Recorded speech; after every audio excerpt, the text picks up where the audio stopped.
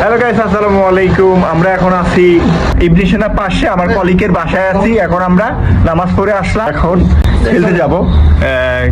অনেকদিন পর এই গরমের ভিতরে আমরা খেলতে যাব। আমার অনেক খারাপ লাগতেছে, কারণ বাইরের ওয়েদারটা অনেক গরম। এর ভিতরে যদি আমরা খেলি, ইস্তাবিল তুমি কিছু বলো, এর ভিতরে যদি আমরা খেলি এখন কি বল? ইনশাআল্লাহ অনেক ভালো খেলবো আজকে, আমরা ম্যাচটা জিতে আসবো ইনশাআল্লাহ। ইনশাআল্লাহ। মুক্তার তুমি কিছু বলবা?